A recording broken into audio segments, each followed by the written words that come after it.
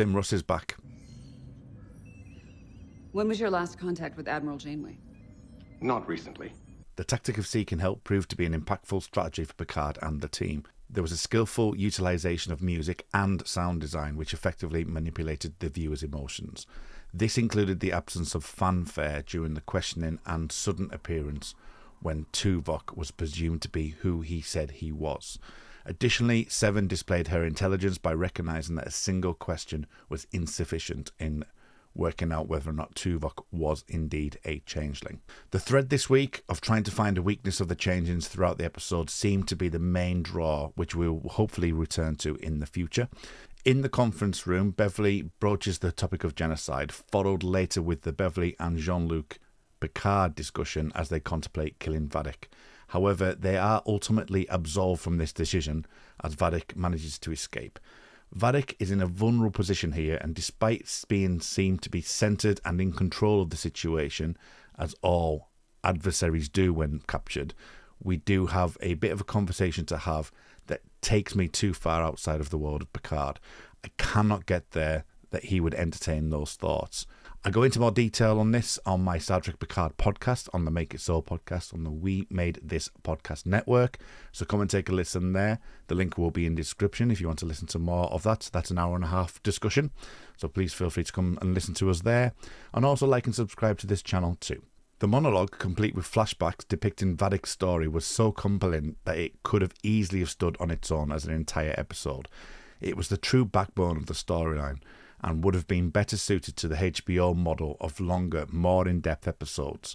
Perhaps it would have been more effective to have Vadic's story as a focal point of episode 3, for example, or to have Picard discover and then subsequently discuss it in the conference scene in this episode, if it was to occur last week. Brent Spiner's exceptional acting as he portrayed Data and Law was a true highlight of the episode.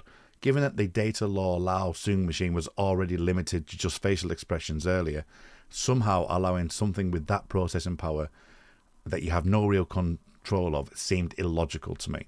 The computer systems could have easily been isolated and airlocked, but the only reason for that not to happen is that we were able to release Vadic, which I felt was a contrivance. The scene effectively relied heavily on Geordi and Picard's emotional pain of their previous loss of Data, though. That allowed the audience to empathise with the grief already experienced in this universe, and I think that worked to wonderful effect. Irumodic syndrome was first mentioned in All Good Things, and I cannot shake that feeling that the Borg may be involved in some way, especially given the changelings have acquired Picard's body. When referenced, Beverly said that the brain anomaly may lead to Irumodic syndrome in All Good Things, so that's something to ponder. In this episode, Jack and Sydney's relationship reaches a new height as Jack takes over Sydney's motor functions to protect her during some of the more propulsive scenes. As we learned earlier in this episode, Jack possesses the ability to hear Sydney's thoughts, which factor back to the Irumodic syndrome and Jean-Luc. Overall, the action scenes throughout this episode are particularly impressive and serve as a standout moment of the episode and the season.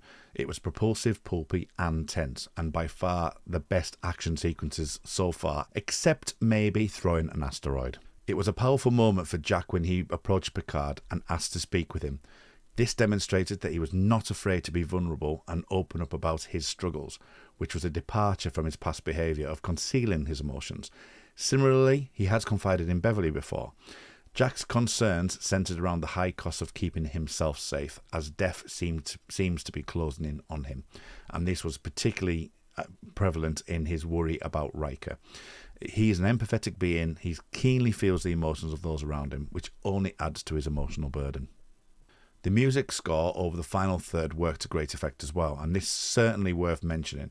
The crew of the Titan want to get a step ahead. Instead, Vadic takes the Titan, which was a tad frustrating that we wanted to get a step ahead in this episode, and we're back to square one in what I would call a die-hard situation.